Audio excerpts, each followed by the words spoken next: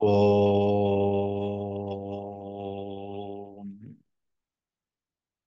ஓம்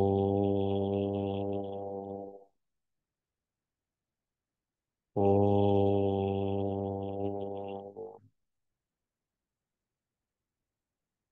நமோऽस्तु ते व्यास विशाल बुद्धे पुल्लारविन्दायतपत्रनेत्र येन त्वया भारततैलपूर्णः प्रज्वालितो ज्ञानमयप्रदीपः पाराशर्यवचः सरोजममलं गीतार्थगन्धोत्कटं नानाख्यानककेसरं हरिकथा सम्बोधनाबोधितं लोके सज्जनषट्पदैरहरः पेपीयमानं मुदा भूयात् भारतपङ्कजं कलिमल प्रध्वंसिन श्रेयसे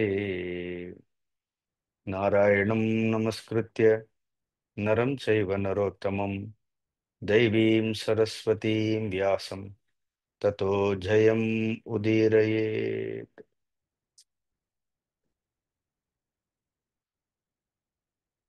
மகாபாரதம் இந்த ஸ்திரீ பருவம் போன வாரம் பார்த்தோம்.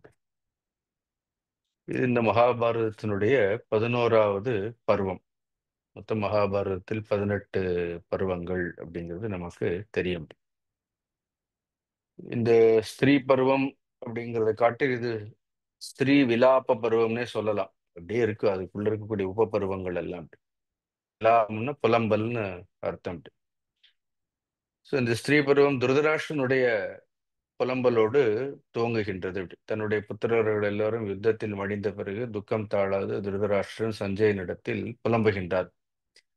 இப்ப திருதராஷ்டிரனுக்கு சஞ்சயனும் உபதேசம் செய்கின்றார். அதைத் தொடர்ந்து விதுரரும் கூட நிறைய ஞான உபதேசங்களை எல்லாம் திருதராஷ்டிரனுக்கு சொன்னார். அதிலிருந்து சுருக்கமாக அதையெல்லாம் பார்த்தோம். அதன் பிறகு பாண்டவர்கள் எல்லோரும் துருதராஷ்டிரரையும் காந்தாரியையும் பார்க்க வேண்டும் என்பதற்காக ஹஸ்தினாபுரத்திற்கு செல்கின்றார்கள். இப்படி போகும்பொழுது திருதராஷ்டிரன் பீமசேனனை கட்டி தழுவ வேண்டும் அப்படின்னு நினைக்கிறார். கிருஷ்ணர் திருதராஷ்டிரனுடைய எண்ணத்தை புரிந்து கொண்டு பீமனை அங்கிருந்து அகற்றி பீமனை ஒத்து இருக்கக்கூடிய ஒரு பெரிய இரும்பு இரும்பினால் செய்யப்பட்ட பீமனை போன்ற ஒரு வடிவத்தை திருதராஷ்டிரனுக்கு கொடுக்க, திருதராஷ்டிர கோபத்தால் என்ன பண்றாரு அப்படின்னா அந்த பிம்பத்தை, அந்த இரும்பினால் செய்யப்பட்ட வடிவத்தை அப்படியே சுக்கு நூறாக்கி, ஐயோ பீமன் இறந்துட்டான் இறந்துட்டான் இறந்துட்டான்னு கண்ணீர் வடிக்கிறார். கிருஷ்ணர் சொல்றார், போதும், போலி கண்ணீர்லாம் வடிக்க வேண்டாம், ஒன்னும் ஆகல பீமசேனனுக்கு. உன் எண்ணம் எனக்கு முன்னாடியே தெரிந்ததால் பீமன் என்னால் காப்பாற்றப்பட்டான், இனிமேலாவது நீ கோபத்தை விட வேண்டும் அப்படின்னு சொல்றார். அதன் பிறகு யுதிஷ்டிரர் காந்தாரியிடத்தில் சென்று மன்னிப்பு கேட்கிறார். புத்திரர்களை எல்லாம் கொன்றதற்காக. இருந்தாலும் காந்தாரி கோபம் தீராமல் சபிக்கணும்னு நினைக்கிறாள். ஆனால் வியாசர் முன்பே சென்று காந்தாரியை, யுதிஷ்டிரரை சபிக்க கூடாது அப்படின்னு சொல்லி கண்டிக்கின்றார். இருந்தாலும் கூட அந்த வஸ்திரத்தினுடைய நுனி, கண்ணில் இருக்கக்கூடிய அந்த துணி கட்டியிருக்கிறாளா இல்லையா, அதன் இடைவெளியில் பார்க்கும் பொழுது தர்மபுத்தருடைய அந்த நகக்கணுக்கள் மட்டும் தெரிகின்றது. அவளுடைய வீரியம், அவளுடைய தப்போ சக்தியினால் அவருடைய நகக்கணுக்கள் எல்லாம் விகாரத்தை அடைந்து விட்டது அப்படின்னு சொல்கின்றார்கள். இவ்வாறாக அந்த காந்தாரியானவள் ஆசுவாசப்படுத்தி கொண்டு, அதன் பிறகு அவள் கற்பில் சிறந்தவள், எப்பொழுதுமே உண்மை பேசக்கூடியவள். அந்த இடத்தில் இருந்து கொண்டே, ஹஸ்தினாபுரத்தில் இருந்து கொண்டே அந்த போர்க்களத்தில் நடந்த எல்லாவற்றையும் பார்க்கக்கூடிய ஒரு சக்தியை வியாசர் காந்தாரிக்கும் கொடுத்ததாக இங்கே மகாபாரதத்தில் ஒரு குறிப்பு இருக்கின்றது. Actually she didn't go, but that's what it is said here. அதன் பிறகு அந்த கௌரவ ஸ்திரீகள் எல்லோரும் இருப்பார்கள் இல்லையா, இந்த போர்க்களத்தில் எல்லாரும் இறந்தவர்களுடைய தாய் இருப்பார்கள், சகோதரிகள் இருப்பார்கள், இல்லை மனைவிமார்கள் எல்லாம் இருப்பார்கள். அந்த கௌரவ ஸ்திரீகள் எல்லோரும் போர்க்களத்திற்கு செல்ல வேண்டும் என்று வியாசரிடத்தில் அனுமதி கேட்கின்றார்கள். வியாசர் எல்லோருக்கும் அனுமதி கொடுக்கின்றார். வியாசரால் அனுமதி கொடுக்கப்பட்டு அவர்கள் எல்லோரும் அந்த போர்க்களத்தில் செல்லும் பொழுது காந்தாரி கிருஷ்ணரிடத்தில் புலம்புகின்றார். தன்னுடைய துக்கத்தையும், இத்தனை பேர் எல்லா பெண்கள், தன்னுடைய துக்கம் மட்டும் கிடையாது, தன்னை போன்று புத்திரர்களையும் இழந்த எல்லா பெண்களுடைய துக்கத்தை குறித்தும் சொல்கின்றார்கள். அப்புறம் காந்தாரி துரியோதனனை பார்த்ததாகவும் இருக்கின்றது அப்படி. அதனால இது இது ஞானக்கண்லே நடந்ததா இல்ல நேராக போனாளான்னு தெரியல. ஒருவேளை நேர்ல கூட போயிருக்கலாம். துரியோதனனை கட்டிக்கொண்டு அழுதுகின்றாள். அப்படி பார்த்தோன்னா காந்தாரி வரிசையாக ஒவ்வொருத்தரையா பார்க்கிறார். அங்க இருந்து கிடக்கக்கூடிய எல்லா வீரர்களையும் பார்த்து ஒவ்வொருவருடைய சரித்திரத்தையும் சொல்லி புலம்புறதுதான் அத்தியாயங்கள் அப்படி. கிட்டத்தட்ட பார்த்து 18, 19, 20, 21, 22, 23, 24, 25, 6, 7 அத்தியாயம். என்ன, நல்ல பிழிஞ்சு எடுத்துரும் அப்படி அத்தியாயங்கள். அது காந்தாரி எல்லாருடைய துக்கத்தையும் ஷி ரெப்ரசன்ட்ஸ் எவ்ரிபடிஸ் சாரோ அப்படி. லைஃப் இஸ் லைக் தட் அப்படி. வாழ்க்கையில நாம ஏதோ சொல்றோம் வாழ்றோம்னு சொல்றோம். பட் கொஞ்சம் ஆராய்ந்து பார்த்தோம் என்றால் இப்படி, what is the essence of this life apart from knowledge. ஞானம்ங்கிற ஒரு விஷயத்த நம்மளுடைய வாழ்க்கையில இருந்து எடுத்து விட்டோம்னா அப்படின்னு, actually there is no essence அப்படி. See rest all human experiences தான். மனிதர்களுடைய அனுபவங்கள் தானே தவிர வேற ஒண்ணுமே கிடையாது. மனிதர்களுடைய அனுபவங்கள் எப்பொழுதும் நிலையான அனுபவங்களாக இருக்க முடியாது. C you cannot continue any experience. எந்த ஒரு அனுபவத்தையும் அதே போன்று தொடர முடியாது. நேற்று இருக்கிற மாதிரி அனுபவம் இன்னைக்கு இருக்க முடியாது. And you cannot repeat your experiences also. ஒரு அனுபவத்தை மீண்டும் என்ன பண்ண முடியாது, அதை ரிப்பீட் பண்ணவும் முடியாது. And most of the experiences what we encounter, what is offered, that is not in our hand also. எல்லா அனுபவங்களும் வந்து நம்மளுடைய கைகளிலும் இல்லை அப்படி. அதனால இந்த உலக வாழ்க்கையை பொறுத்த வரைக்கும் இப்படி எல்லா அனுபவங்களையும் எதிர்கொள்ள வேண்டும் என்றால் அதற்கு ஒரு மனோதிடம் வேண்டும். ஆனா நமக்கு எவ்வளவு பெரிய மனோதிடம் உள்ளவர்களாக இருந்தாலும் கூட அது நமக்கென்று நேரும் போது அப்படி, இன்னொருத்தருக்கு கஷ்டம் வரும் பொழுது ஆறுதல்கள் எல்லாம் சொல்லலாம். ஆனா நமக்குன்னு ஒரு கஷ்டம் வரும் பொழுது நாம் எவ்வளவு மனோதிடம் உள்ளவர்களாக இருந்தாலும் அதை தாங்கக்கூடிய சக்தி எல்லாம் மனதிற்கு இருக்காது. This is the order of this life. இதுதான் வந்து இந்த வாழ்க்கையினுடைய ஒரு நிதர்சனமான ஒரு உண்மை. இதற்கு நடுவுல நாம யாரை குறை சொல்லி இவர்களை புகழ்ந்து அவர்களை குறை சொல்லி இவர்கள் தான் காரணம் அவர்கள் தான் காரணம்னு எல்லாவற்றிற்கும் கடைசியில யார் மேல வேண்டுமானாலும் நம்ம பழியை தூக்கி போடலாம். இப்ப காந்தாரி சொல்றாரு, கிருஷ்ணா எல்லாமே ஒன்னாலதான் நடந்ததுன்னு பழியை தூக்கி போடலாம். But going through all those experiences they are inevitable. ஆனா இந்த அனுபவங்களை எல்லாம் கடைசியில நாம என்ன ஆகணும், அனுபவித்து ஆக வேண்டும். அதுக்கு ஒரு சின்னதா பகவான் கிருஷ்ணர்கிட்ட இருந்து ஒரு சின்ன ஹிண்ட் எடுத்துக்கலாம். அவருக்கும் இதே அனுபவங்கள் தான். ஒன்னும் பாவம் அவருக்கு பகவானா இருக்கிறாருங்கிறதால அவருக்கு ஏதோ எல்லாமே சௌரியமா இருந்ததுன்னு சொல்ல முடியாது. இன்னும் சொல்ல போனா நம்மளையெல்லாம் விட ரொம்ப கஷ்டம். கடைசியில யார் எந்த பழிய தூக்கி போடணும்னாலும் கடைசியில திரும்புறது பார்த்து கிருஷ்ணரா தான் இருப்பாரு. What is the hint? He accepted everything with smile. எல்லாவற்றையும் ஒரு சின்ன புன்சிரிப்போடு அவர் வந்து ஏற்றுக்கொண்டார். அப்படிதான் காந்தாரி சொல்றார், கிருஷ்ணா எப்பொழுது நீ பாண்டவர்களுக்காக கௌரவர்களிடத்தில் அந்த தூது சென்று எப்பொழுது கௌரவர்கள் நீ சொன்னதை கேட்கவில்லையோ அப்பொழுதே ஒட்டுமொத்த கௌரவர்களையும் அழிக்க வேண்டும் என்பதை வந்து நீயே முடிவு செய்து விட்டாய். உன்னுடைய இந்த முடிவினால் தான் நான் வந்து இந்த புத்திர சோகத்தை எல்லாம் நான் அனுபவிக்கின்றேன் அப்படி சொல்லி எல்லா தோஷங்களுக்கும், தோஷங்கள்னா குற்றங்கள், அதனால நாங்கள் அனுபவிக்கக்கூடிய எல்லா துக்கங்களுக்கும் காரணம் வந்து நீதான் அப்படின்னு ஒட்டுமொத்த குற்றத்தையும் தூக்கி காந்தாரி என்ன பண்றார், கிருஷ்ணனிடத்துல போட்டு. அதனால பாண்டவர்கள் மட்டும் இல்ல கௌரவர்கள் எல்லோரும் நீ நினைத்திருந்தால் இந்த யுத்தத்தை நிறுத்தி இருக்கலாம். இப்படிதான் நம்ம நினைக்கிறோம். கடவுள் நினைச்சா இதை தடுத்திருக்கலாம், குரு நினைத்தால் அதையெல்லாம் தடுத்து விடலாம். சரி, எல்லாரையும் எல்லாவற்றையும் தடுக்கணும்னா அப்புறம் எதற்கு இந்த சிருஷ்டிங்கிறது எதற்கு இருக்கணும்? அப்படி இருக்க முடியாது. அப்படி அது நடைபெறாமல் இருப்பதற்கான வழிகளை வேண்டாம் சொல்லலாம். இப்ப பகவான் சொல்லாமல் இருந்தாரா? இப்ப இவ்வளவு இன்றைக்கு காந்தாரி சொல்லும் பொழுது இந்த யுத்தம் வேண்டாங்கிறதுக்காகத்தான் அவர் தூது போனார். யுத்தம் செய்ய வேண்டாங்கிறதுக்கு தான் தூது போறார்.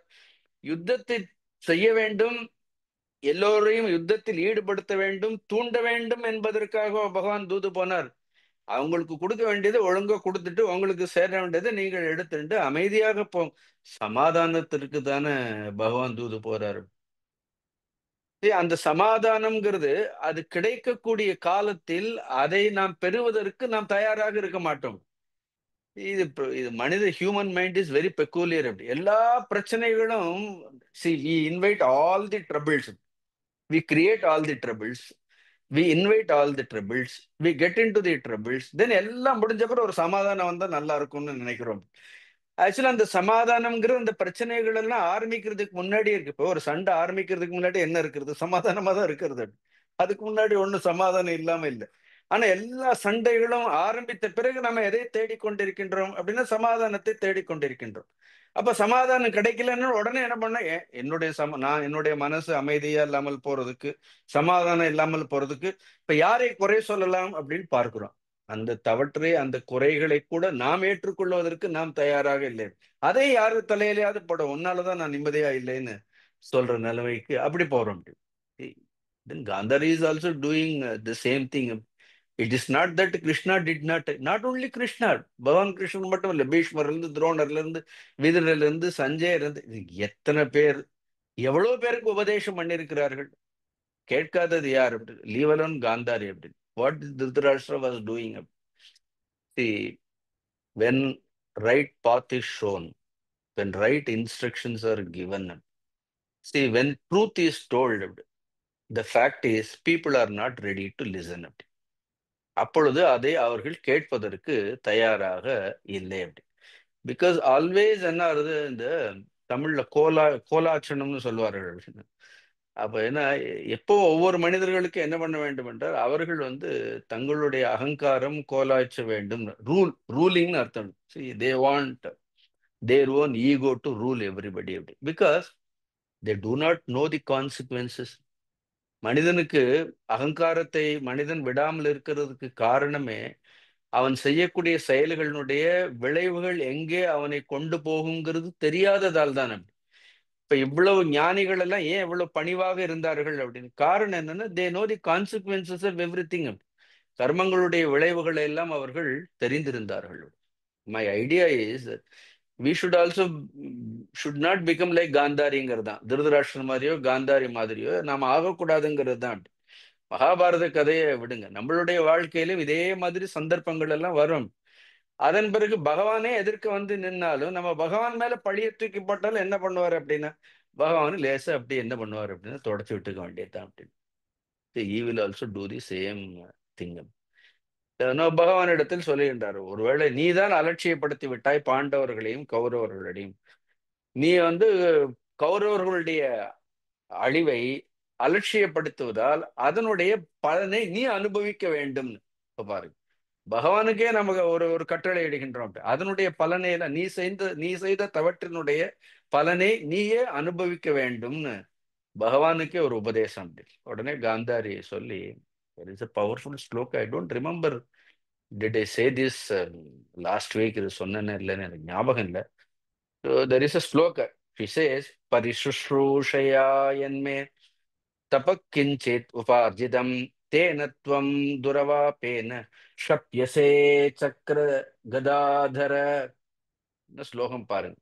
பரிசுஷ்ரூஷயா, நான் என்னுடைய கணவனுக்கு செய்த பணிவிடைகள் எல்லாம் உண்மை என்றால், இத்தனை வருஷமா கணவனுக்காக நான் கண்களை கட்டி கொண்டு ஏன்னா இவ்வளவு பணிவிடைகள் எல்லாம் செய்தேனா இல்லையா, அது உண்மை என்றால், என்மே தபக கிஞ்சித் உபார்ஜிதம், என்னால் சிறிதளவேனும் தவமானது அடையப்பட்டிருக்கின்றது என்றால், even little bit of tapas is acquired by me if you think அப்படின்னு. தே துவாம் துராவபேன ஷப்சிசே சக்கர கதாதர, அந்த என்னுடைய தவ வலிமையினால் உன்னை நான் சபிக்கின்றேன். அப்படி யாரை சபிக்கின்றார்கள்? வாழ்க்கையில தராதரம்னு ஒண்ணு எப்பவுமே உண்டு. என்ன, இன் திஸ் வேர்ல்டு தராதரம்னு ஒண்ணு உண்டு. அதனாலதான் பெரியவங்க சொல்ல, யார் எங்க வைக்கணுமோ அந்த இடத்துல தான் வைக்கணும்னு சொல்லுவாங்க. வைக்க வேண்டியவர்கள் என்ன பண்ணணும்னா வைக்க வேண்டிய இடத்துலதான் வைக்க வேண்டும். பட் சொல்லும் பொழுது சக்கர கதாதர் அதெல்லாம் தெரியறது. அப்படின்னா சக்கரமும் கதையும் தாங்கி அது பகவான இல்லையா. அதனால என்னிடத்தில் தவம் என்று ஒன்று உண்மையில் இருந்தால், நான் என்னுடைய கணவனுக்கு செய்த பணிவிடைகள் இருந்தால், அந்த தவத்தினுடைய வலிமையால் கிருஷ்ணா உன்னை நான் சபிக்கின்றேன். நவ் எவ்ரிதிங் நமக்கு we also think that lord should always entertain us அப்படின்னு. பகவான் எப்பொழுதும் நமக்கு என்ன பண்ணணும், நமக்கு வந்து is not our entertainment toy அப்படின்னு. நம்ம வந்து பொழுதுபோக்குறதுக்காக இருக்கக்கூடிய ஒரு பொருள் இல்லை, பகவான் இல்லை. நம்ம சௌரியங்கள் நம்ம வேணுங்கும் போது அவர் வரணும், நம்ம வேண்டாங்கும் போது என்ன பண்ணணும் அப்படின்னு நம்ம பூஜை ரூம் எல்லாம் பூட்டி வச்சுட்டு இருக்கிறதுக்கு பகவான் ஒன்றும் அப்படி எல்லாம் கிடையாது. Now she thinks that way, she curses the lord. பகவானையே சபிக்கின்றாள். எவ்வளவு தவ வலிமை, she could have used it constructively. அவ்வளவு தவ வலிமையை சரியாக பயன்படுத்தி இருக்கலாம் இல்லையா? ஆனால் தன் மீது இருக்கக்கூடிய குற்றங்களை, நாம் என்ன தவறு செய்தோம், நம்மிடத்தில் என்ன குற்றம் இருக்கின்றதுங்கிறது கொஞ்சம் ஆராய்ந்து பார்த்தோம் என்றால், then we don't react. See, all these are nothing but reactions of the mind. இந்த இந்த கோபமா இருந்தால் என்ன, சாபமா இருந்தால் என்ன அப்படி. See, கோபமே, கோபப்பட்டாலே தவம் போயிடும், இப்ப சாபம் கொடுக்கிறார்கள். அதனால்தான் யாரை சரணடைய வேண்டுமோ, போன வாரம் சொன்னேன், எவரை சரணடைய வேண்டுமோ, எவருடைய பாதங்களில் இருந்து கொண்டு சதா சர்வ காலமும் பணிவிடை செய்ய வேண்டுமோ, அவர்களே நாம் என்ன செய்கின்றோம், அவர்களே நாம் ஸ்தபிக்கின்றோம். That's what she did. அதனால ஒரு மனிதனுக்கு இந்த காமக்ரோதங்கள் நீங்காத வரை, காமக்ரோதங்கள்னு தெரியுதா, personal likes and dislikes. when we are overpowered by intense personal likes and dislikes, if that is not removed, நாம் வந்து எவ்வளவு தமம் வேண்டுமானாலும் பண்ணலாம். You may do great austerity, never mind, you may be a great tapasvi. நமக்கு வந்து குருவிற்கு 24 மணி நேரமும் பணிவிடை செய்பவர்களாக இருக்கலாம், பெரிய யோகாபியாசங்கள் செய்யலாம், பக்தி செய்யலாம், இதெல்லாம் நாம செய்யலாம். ஆனால் தனிப்பட்ட விருப்பு வெறுப்புகள் எல்லாம் நீங்காமல் நாம் எவ்வளவு ஆன்மீக சாதனைகள் எல்லாம் செய்தாலும் அந்த ஆன்மீக சாதனைகளால் எந்த ஒரு பலனும் கிடையாது. இன்னைக்கு காலையில கூட கீதை வகுப்புல அதை பற்றி நான் கொஞ்சம் தெளிவாகவே சொன்னேன். நான் கடைசியில பார்த்தோன்னா, நாம செய்யக்கூடிய பணிவிடைகள் எல்லாம் நாம அகங்காரத்திற்குத்தான் பணிவிடை செய்கின்றோம், கடவுளுக்கு செய்யல. நாம் கடவுள் பெயரை சொல்லிட்டு என்ன பண்றோம், பிரசாதத்தை கடவுளுக்கு வச்சுட்டு அப்புறம் நம்ம சாப்பிடுற மாதிரி தான். என்ன ஆகுது, கடவுள் பெயரை சொல்லி நாம சாப்பிடுற மாதிரி கடவுளை வணங்குகின்றோம்னு சொல்லி கடைசியில் நாம் எதை வணங்குகின்றோம் என்றால் நம்முடைய அகங்காரத்தை வணங்குகின்றோம். சொன்ன உடனே பாண்டவர்களும் கௌரவர்கள் இந்த யுத்தமே உன்னால் அலட்சியப்படுத்தப்பட்டதால், அதோடு மட்டுமல்ல, she didn't stop there. What is the சாபம், அவ கொடுத்த சாபம் பாருங்க. துவம் அப்பி உபஸ்திதே வருஷே சத்ரிம்ஷே மதுசூதன ஹத ஞாதீர் ஹத மாத்யோ ஹத புத்ரோ வனேச்சரஹ அநாதவத் அவிஜ்ஞாதஹ லோகேஷு அனபிலக்ஷிதஹ குத்சிதேன அப்யுபாயேன நிதனம் சமவாப்ஸ்யசி. Very powerful verses. She says துவம் அப்பி உபஸ்திதே அப்படி, this will happen to you அப்படி. பகவானுக்கு எதிர்காலத்தை பற்றி சொல்றாரு. She says this also is, this is going to happen to you அப்படி. என்ன நடக்கும், எப்ப நடக்கும் அப்படின்னா, வருஷ ஷட்ரிம்ஷே உபஸ்திதே, ஜஸ்ட் எழுதி வச்சுக்கோ அப்படின்னு சொல்றோமா இல்லையா அப்படின்னு. கிருஷ்ணா உன்னுடைய டைரியில எழுதி வச்சுக்கோ, இன்றிலிருந்து சரியாக 36 வருடங்கள் கழித்து அப்படின்னு. She was able to see all that. That is his power. 36 வருடம், that exactly it has happened after 36 years of this war. அப்புறம் தான் மகாபிரஸ்தானம் கூட, பாண்டவர்கள் எல்லாம் கிருஷ்ணர் போன அப்புறம் தானே அவர்கள் எல்லாம் மகாபிரஸ்தானம் போறார்கள். அதனால 36 வருடங்களுக்கு பிறகு ஹதஞாதிஹி, you yourself with your own hands will kill all your relatives. உன்னுடைய சொந்தங்களை, உன்னுடைய பந்தங்களை உன்னுடைய கைகளினாலேயே நீ வதம் செய்வாய்.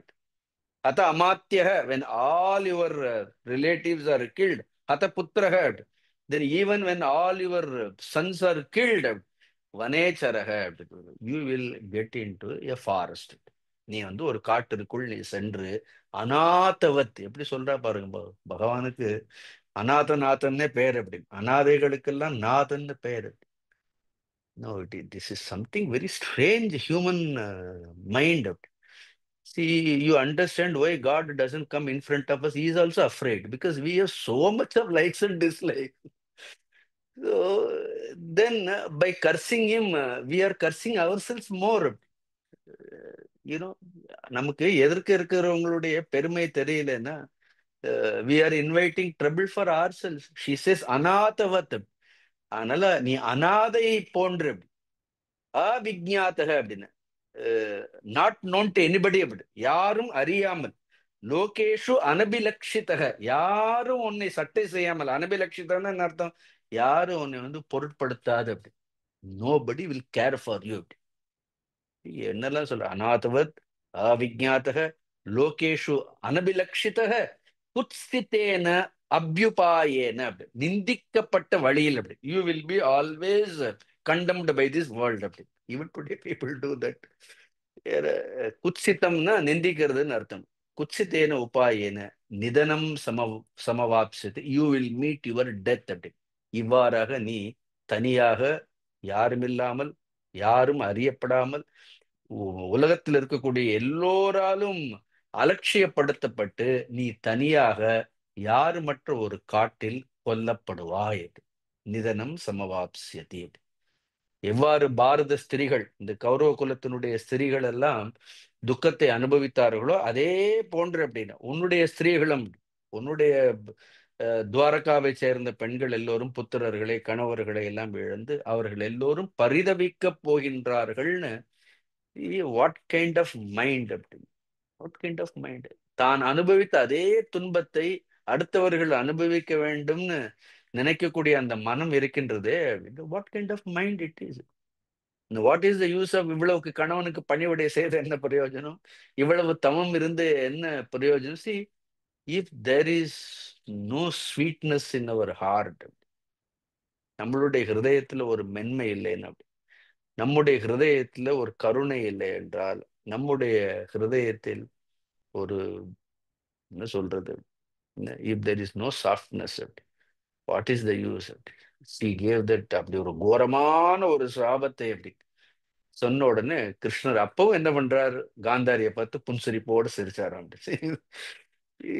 சிரிச்சுட்டே சொல்றாரு, சிரிக்கிற அப்படிதான் இருக்கு, வியாசர் எழுதியிருக்காரு அப்படி. அப்பவும் when such a இன்னும் terrific curse was planted on him, அதுக்கு பகவானை எதிர்த்து சொல்லப்பட்ட பொழுது பகவான் புன்சிரிப்போடு சொன்னாராம், இது எதுவும் எனக்கு புதுசு இல்லை அப்படி.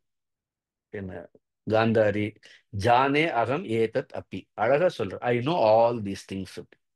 நீ சொல்லிதான் எனக்கு தெரியணும்ட்டு இல்ல, ஜானே அகம் ஏதத் அப்பி, ஐ நோ எவ்ரி திங் அப்படி. ஏவம் சீர்ணம் சரசி க்ஷத்ரிய, that is a beautiful word, ஏ க்ஷத்ரியே ஏவம், this is I thought about my own end. இது ஏற்கனவே என்னை குறித்து நானே செய்து வைத்த முடிவு அப்படின்னு, என்னுடைய முடிவை நானே தேர்ந்தெடுத்து விட்டேன். எப்பவுமே பகவான் அப்படிதான், அவர் என்ன செய்யணும்னு நினைக்கிறாரோ, அவர் என்ன நினைக்கிறாரோ அதுதான் நடக்கும் அப்படி. மற்றவர்கள் எல்லோரும் அவருக்கு கருவிதான். கிருஷ்ணா அர்ஜுனனுக்கு கூட சொல்வார், நிமித்த மாத்திரம் பவசவ்யஸ் அர்ஜுனன். That way actually Gandhari escaped by cursing the Lord. It is now Lord revealed that it is not your intention. If it is your intention, உனக்கு என்னை சபித்ததனுடைய பாபம் வந்திருக்கும். அது பகவான் சொல்லல, we can infer that. பகவான் சொல்றார், ஜானேகம் ஏத்து தப்பி, ஐ நோ தட். ஏவம் சீர்ணம் சரசி க்ஷத்ரிய, நான் எதை நீ உன்னுடைய வாயினால் சொல்ல வேண்டும் என்று எதிர்பார்த்தேனோ அதைத்தான் நீ சொன்னாய் அப்படின்னு. In fact I was sitting on your tongue அப்படி, நான் தான் உன் நாக்கில் உட்காந்து என்னுடைய சாபத்தை நானே வாங்கி கொண்டேன். ஏன்னா அவருடைய அவதார காலமும் ஈவன் அவர் இதுதான் கடவுளாக இருந்தாலும் மனிதர்களோட சேர்ந்தாருன்னா மனிதர்களைப் போலவே ஒரு சாதாரணமான ஒரு மரணத்தை தான் அவர் என்ன பண்ண வேண்டும், அடைய வேண்டும். It is very simple. He was just born like a human being, like any other people. He met an ordinary human death. But then that doesn't make him human.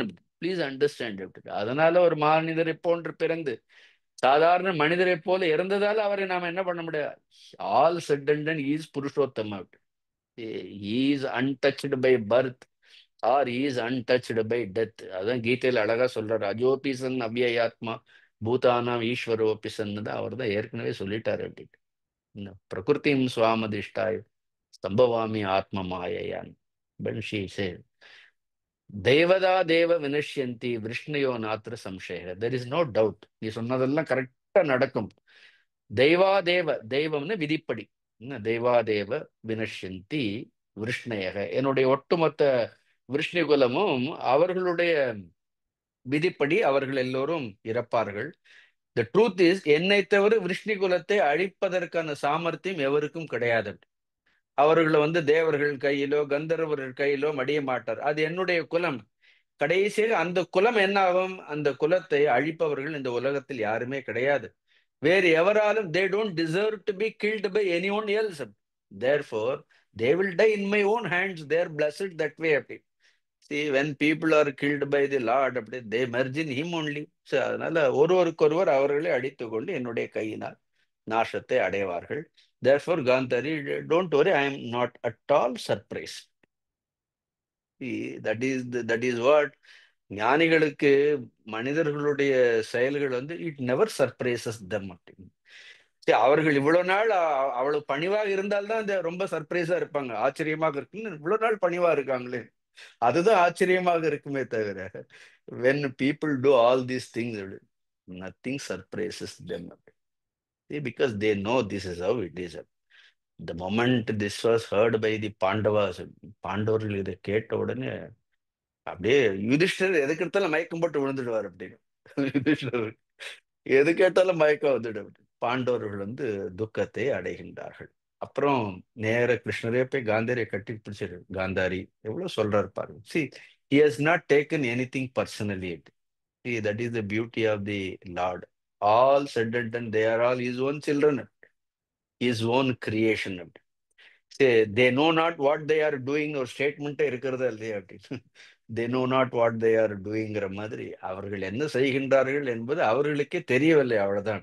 அதனால காந்தாரி எழுந்துரு, உன்னுடைய வீணான கோபத்தை எல்லாம் விடு, உன்னுடைய புத்திரனுடைய கெட்ட நடத்தையை நீயே நல்லதென்று சான்றிதழ் கொடுப்பது எனக்கு ஆச்சரியமாக இருக்கின்றது. See, you are certifying your own the misdeeds of your own son. You are only certifying him. What way he deserved to be protected. See, அவனை பாதுகாப்பதற்கு ஏதாவது ஒரு காரணம் I would have saved him. கடவுள் யாரையாவது உண்மையிலேயே பாதுகாக்கணும்னு ஏதாவது ஒரு காரணம் இருக்காதான்னு அவரே தேடுவார் அப்படின்னு. எங்கேயாவது ஒரு நல்ல காரணம் இருக்காதான்னு தேடுவார். See, I don't find. In fact, by meeting the death alone, he will be protected. இல்லைன்னா இன்னும் ரொம்ப அநியாயத்தை பண்ண என்ன பண்ணுவான் அப்படின்னு. He will put everybody into, take everybody into hell. அப்புறம் எல்லாரும் அவனால நரகம் போக வேண்டியதா இருக்கும். அதனால திருதராஷ்டிரனும் கேட்கல. See, your own husband also did not listen.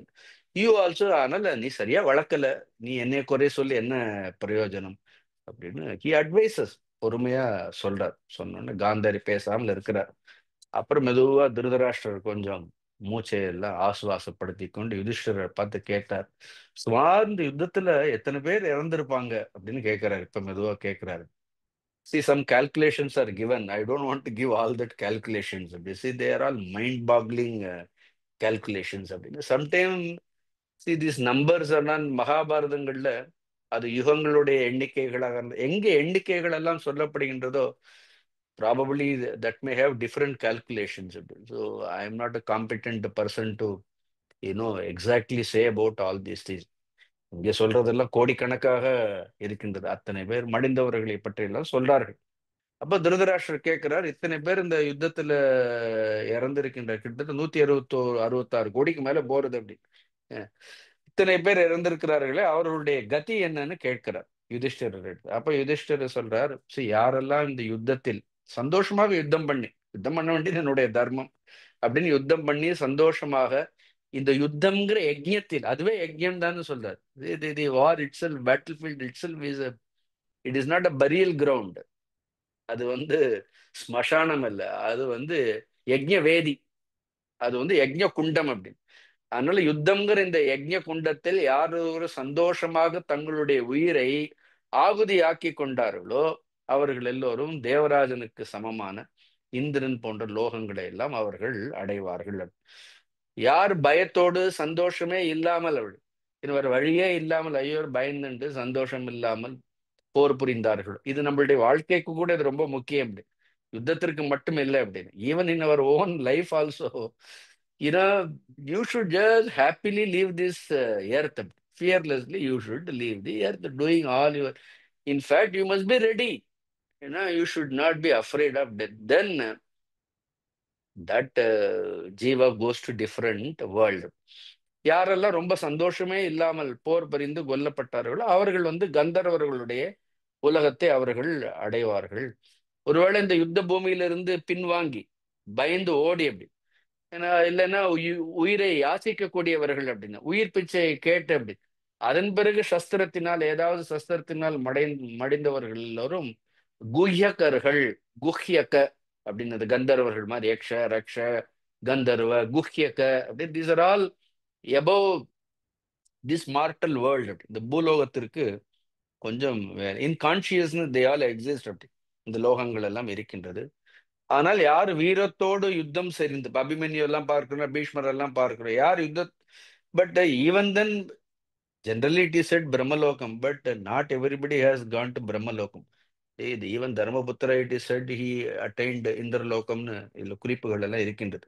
யுத்தத்தில் பகைவரால் அடிக்கப்பட்டு அப்புறம் பலமெல்லாம் குறைந்து ஆயுதங்களை எல்லாம் இழந்து, நல்ல மகாத்மாக்கள், இன்னும் சத்துருக்களுக்கு எதிராக நிற்பவர்கள், கூர்மையான அஸ்திரங்களினால் பிளக்கப்பட்டவர்கள், அப்படி தாக்கப்பட்டவர்கள் எல்லோரும் பிரம்மலோகத்தை அடைவார்கள் அப்படின்னு சொல்லி பொதுவாக see there is a general statement is made by Yudhishthira. அப்புறம் யாராக இருந்தாலும் இந்த யுத்தத்தில் கொல்லப்பட்டார்கள் என்றால் உத்தரகுரு தேசம்னு ஒரு தேசத்தை, ஒரு இடத்தை சொல்றார்கள். மேபி அது மேலான உலகங்களே, they will all reach higher worlds அப்படி. ஸோ யுத்தத்தில் இறந்தவர்கள் மேலான உலகங்களை அடைகின்றார்கள். இதையெல்லாம் சொல்றார். சொன்ன உடனே திருதராஷ்டிரன் கேட்கிறான், உனக்கு இவ்வளவு ஞானம் எங்கிருந்து வந்தது யுதிஷ்டிரா? எந்த ஒரு ஞானத்தினால் நீ இப்படி ஒரு சித்தரை போன்று எல்லாமே சொல்றே, உன்னால சொல்ல முடியறது, உனக்கு இந்த ஞானம் எங்கிருந்து வந்தது அப்படின்னா, எல்லாம் நீங்க போட்ட பிச்சை தான், நீங்க தானே வனவாசத்துக்கு அனுப்புனீங்க. அப்படி வனவாசத்திற்கு போய் அங்க தவம் செய்யும் பொழுது அங்கே நிறைய தீர்த்த யாத்திரைகளை எல்லாம் மேற்கொண்டேன். அந்த தீர்த்த யாத்திரைகளுடைய செய்த பலனாக எனக்கு இந்த ஞானம் கிடைத்ததுன்னு இந்த தீர்த்த கஷேத்திரங்களுக்கு போறதனுடைய பலனை கூட சொல்லியிருக்கிறார்கள் பாருங்க. அது மட்டும் இல்ல, தேவ ரிஷியான லோமஷர் அப்படிங்கக்கூடிய அந்த ரிஷி தானே, லோமஷர் ரிஷி தானே இவர்களோட தீர்த்த யாத்திரை அப்ப வருகிறார். அந்த லோமஷர் ரிஷியானவர் எனக்கு வந்து இந்த இந்த ஞாபக சக்தி, இதையெல்லாம் இந்த ஞானத்தை கொடுத்தார். அது மட்டும் இல்லாமல் பூர்வ ஜென்மங்களில் அவரே சொல்றார், பூர்வ ஜென்மத்தில் நான் செய்த ஞான யோகத்தினால் எனக்கு இந்த ஞான கண்ணானது அடையப்பட்டது அப்படின்னு சொன்னோன்னா, அப்புறம் திருதராஷ்டிரனே கேட்கிறான், இப்ப இவ்வளவு பேர் இறந்திருக்கிறார்கள், இவ்வளவு பேருக்கு இறந்தவர்களுக்கு கர்மங்களை எல்லாம் செய்யணும். பொதுவாக இறந்தவர்களுக்கு அவர்களுடைய புத்திரர்களோ அவர்களோ தான் கர்மங்களை செய்ய வேண்டும் இருக்குது. இங்க பார்த்தா நிறைய பேர் நாதன் இல்லாமல் இருக்கிறார்கள், யாரும் இல்லாமல் இருக்கிறார்கள். எல்லோருக்கும் சார்தத்தை செய்ய முடியுமானா, அப்போ ஒரு தர்மம் சொல்றாரு அப்படி. இது வந்து அதை நம்ம அப்படி பார்க்க வேண்டாம். நாம என்ன பண்ணுவோம், இறந்தவர்கள் எல்லோருக்கும் நாமே சாஸ்திரப்படி, சாஸ்திர விதிப்படி, அவர்களுக்கு வந்து புத்திரர்கள் இருந்தாலும் இல்லாவிட்டாலும் அவர்களுக்கு நாமே ஸ்ரார்த்தத்தை செய்வோம் அப்படின்னு சொல்லி அவர் சுதர்மா, தௌமியர், சஞ்சயன், விதுரன், இந்திரசேனன் எல்லாரையும் அழைத்து, கிட்டத்தட்ட ஒரு 1000 பேரை அழைத்து இறந்தவர்கள் எல்லோருக்கும் என்ன பண்றார்கள், இறந்தவர் எல்லோருக்கும் அவர்களுக்கு செய்ய வேண்டிய கர்மாக்களை எல்லாம் செய்ய சொல்லி, அவ்வாறாக அந்த சரீரங்கள் எல்லாம், அந்த யுத்தத்தில் இருந்த எல்லாருடைய சரீரங்களும் எரிக்கப்பட்டது. அப்புறம் திருதராஷ்டிரர் தன்னுடைய கிரீடத்தை எல்லாம் கழட்டி வச்சுட்டு கங்கையில போய் என்ன பண்றாரு, யுதிஷ்டிரர் அவரெல்லாம் ஸ்நானம் பண்ணிட்டு, யுதிஷ்டிரர் கங்கையில ஸ்நானம் பண்ணிட்டு வெளியில வர்றார். அப்ப குந்தி வந்து ரொம்ப அழுதுண்டே சோகத்தோட யுதிஷ்டிரரிடத்தில் வருகின்றார். வந்த உடனே யுதிஷ்டிரரை பார்த்து சொல்றார், அப்பா, யார் ஒருவன் மகா வில்லாளியோ, யார் அர்ஜுனனால் கொல்லப்பட்டானோ, இந்த உலகத்தாரால் சூதபுத்திரன், ராதேய புத்திரன் என்று அழைக்கப்பட்டானோ, உங்களை எல்லாம் எதிர்த்து யுத்தம் செய்தானோ, துரியோதனுடைய சேனையை நன்றாக வழி நடத்தினானோ, யுத்தத்தில் புறமிதுகிட்டு ஓடாது மரணத்தை யாரொருவன் எய்தானோ, அந்த சகோதரனுக்கு, உங்களுடைய சகோதரனுக்கு நீங்கள் உதகதானம் செய்ய வேண்டும். உதகம்னா எள்ளும் தண்ணியும். அவனுக்கு நீங்கள் எள்ளும் தண்ணியும் விட வேண்டும். அவன் வந்து கவச்ச குண்டலங்களோடு முன்பு சூரியன் மூலமாக எனக்கு பிறந்தான், அவன் கர்ணன். அந்த உண்மையை பாண்டவர்களுக்கு அப்பொழுதுதான் சொல்றாள். அப்படி இது வரைக்கும் கிருஷ்ணருக்கு தெரியும், பீஷ்மருக்கு தெரியும். None of the Pandavas knew this. கர்ணன் வந்து சகோதரன்கிறது probably Drona might have known, விதுரருக்கு தெரிஞ்சிருக்கலாம், கிருஷ்ணருக்கு தெரிஞ்சிருக்கலாம், கர்ணனுக்கு தெரியும். இவர்களெல்லாம் வந்து தன்னுடைய சகோதரருங்கிறது கர்ணனுக்கு தெரியும். But none of these Pandavas knew that Karna was born to Kunti அப்படின்னு. உடனே இது இது கேட்ட உடனே யுதிஷ்டர் என்ன இருப்பார் உங்களுக்கே தெரியும் அப்படின்னு. உடனே மயக்கம் போட்டு விழுந்திருப்பார். உடனே யுதிஷ்டர் இது கேட்ட உடனே சொல்றார், கருணனுடைய பெருமைகளை எல்லாம் சொல்றாரு. சொல்லி கேட்கிறாரு, எப்படி உனக்கு புத்திரனாக எங்கள் எல்லோருக்கும் முன்பு பிறந்தான்? இப்படி இப்படி ஒரு புத்திரனை, வீரத்தோடு இருந்த புத்திரனை எவ்வாறு நீ இத்தனை காலம் இவ்வளவு ரகசியமாக வைத்திருந்து நீ மறைத்தாய் அப்படின்னு. ஏன்னா, அவனை போய் கொன்று விட்டோமே அப்படின்னு. அதனால எங்களுக்கு முன் பிறந்தவன், நல்ல சஸ்திரங்களில் தேர்ச்சி பெற்றவன், அற்புதமான விக்கிரமத்தை உடையவன், அவனை குறித்த ரகசியத்தை நீ எங்களிடமிருந்து மறைக்கப்பட்ட காரணத்தினால் நாங்கள் எல்லோருமே கெடுக்கப்பட்டோம். எனக்கு அபிமன்யு இறந்ததை காட்டிலும், திரௌபதியினுடைய புத்திரர்கள் இறந்ததை காட்டிலும், இந்த பாஞ்சாலர்கள், விராட்டர்கள், ஈவன் கௌரவர்கள் எல்லாம் இறந்ததை காட்டிலும், கர்ணன் இறந்த இந்த செய்தி, அதுவும் எங்களால் கர்ணன் கொல்லப்பட்டான்ங்கிற இந்த செய்தியை கேட்கும் பொழுது அதை காட்டிலும் 100 மடங்கு துக்கமானது எனக்கு அதிகமாக இருக்கின்றது. அதனால என்னுடைய சரீரத்தை அக்னியில் போட்ட மாதிரி என்னுடைய உடம்பானது எரிகின்றதுன்னு என்ன பண்றார் கர்ணனுக்காக ஜெனுயின்லி. அதேதோ இந்த நீலிக்கண்ணீர் இல்ல திருதராஷ்டிரன் மாதிரி இல்லை அப்படி. ஹி ஜெனுயின்லி ஃபீல்ஸ் ஃபார் கர்ணன். ஏன்னா அந்த கடைசியில் அந்த கர்ணனுக்காக என்ன பண்றார், அந்த சாத்திரத்தை யுதிஷ்டிரரே முன்னின்று நிறுத்தி அப்புறம் அந்தணர்களுக்கு தட்சிணை எல்லாம் கொடுத்து, என்னுடைய சொந்த சகோதரனை நானே கொல்லக்கூடிய ஒரு மிகப்பெரிய ஒரு பாபத்தை நான் உன்னால் செய்திருக்கின்றேன்னு சொல்லி, பாபேனாசோ மயா சிரேஷ்டக பிராத்தா ஞான நிர்பாதிதக அதோ மனசி யத் குஹ்யம் ஸ்திரீனாம் தன்ன பவிஷ்யதி அப்படின்னு. அதனால பாபேன அசோமயா சிரேஷ்டக பிராத்தா ஞாத்திர் நிபாதிதக அப்படின்னு. அதனால என்னால் இந்த பாபமானது, என்னுடைய மூத்த சகோதரனை கொல்லக்கூடிய இந்த பாபமானது செய்யப்பட்டது. அதற்கு காரணம் என்ன? இதை நீ ரகசியமாக வைத்திருந்தது தான். அதோ மனசு எத் குருஹியம் ஸ்திரீ நாம் தன்ன பவிஷ்யது. ஆனால் இன்று முதல் பெண்களுடைய மனதில் ஏதாவது ரகசியம் இருந்தால் அது நிச்சயமாக தங்காது அப்படின்னு. See, it is a general rule. Don't take it very seriously அப்படின்னு. இதோ இட் இஸ் செட் தட் அதோ மனசு எத் குஹ்யம் ஸ்திரீ நாம் தன்ன பவிஷ்யதின்னு சொல்லி, அதன் பிறகு எல்லாரும் அந்த கங்கை கரையிலிருந்து அவர்கள் எல்லாம் அவரவர்களுடைய இருப்பிடத்திற்கு திரும்புகின்றார்கள். இதோடு இந்த ஸ்திரீ பருவம் முடிகின்றது. சில 829 ஸ்லோகங்கள் தான். இந்த ஸ்லோகங்களோடு இதுவரைக்கும் 62,754 ஸ்லோகங்கள், 62,754 slokas we have completed in Mahabharata. Now comes the most wonderful section of Mahabharata. Actually, that is called Shanti Parvam. Then comes Anushasana பருவம். இது வரைக்கும் எல்லாமே அசாந்தி பருவம் தான். நம்ம கேட்ட எல்லா பருவங்களும் there all only what it is the all use இது வரைக்கும் கேட்டோமே அப்படின்னு. ஏன்னா இதெல்லாம் அசாந்தி பருவம் தான் உண்மையிலேயே அப்படி. சரி, அதுலேயும் எவ்வளவோ நல்ல விஷயங்கள்ல நிறைய இருந்தது, இல்லைன்னு சொல்லல. எவ்வளவோ ரிஷிகளுடைய சரித்திரங்களை எல்லாம் நம்ம பார்த்தோம். But this is called real Shanti பருவம். It's beautiful chapter. எனக்கு தெரிஞ்சு கிட்டத்தட்ட 14,725 ஸ்லோகங்கள் இருக்கின்றது. Almost 15,000 slokas you will find in the biggest parva of Mahabharata. Profound wisdom. இந்த சாந்தி பருவத்தில் சொல்லப்படாத ஞானம் வேற எங்கேயும் சொல்லப்பட்டதா எனக்கு தெரியல. வேதங்களில் இருக்கக்கூடிய எல்லா விஷயங்களும், அந்த தர்மங்கள் எல்லாம் இந்த சாந்தி பருவத்தில் விரிவாக சொல்லப்பட்டிருக்கின்றது. கொஞ்சம் மெதுவாக கொஞ்சம் கொஞ்சமாக அதெல்லாம் தர்மங்களாக இருக்கும், நிறைய கதைகளாக இருக்காது. அதுலேயும் நிறைய கதைகள் எல்லாம் வரும், அற்புதமான கதைகள் எல்லாம் உண்டு. ஸோ இந்த சாந்தி பருவமும் அனுசாசன பருவம் டுகெதர் இட் ஃபார்ம் தர்மசாஸ்திரம். அதையே நாம் ஒரு தர்மசாஸ்திரம்னு சொல்லலாம். சாந்தி பருவத்தையும் அனுசாசன பருவத்தையும் ஒரு தர்மசாஸ்திரம்னு சொல்லலாம். So more of it when we meet next time we will start this Shanti Parvam. ஓம் பூர்ணமத பூர்ணமிதம் பூர்ணாத் பூர்ணமுதச்யதே பூர்ணஸ்ய பூர்ணமாதாய பூர்ணமேவாவசிஷ்யதே. ஓம் சாந்தி சாந்தி சாந்தி. ஹரி ஓம் ஸ்ரீ குருப்யோ நமः. ஹரி ஓம்.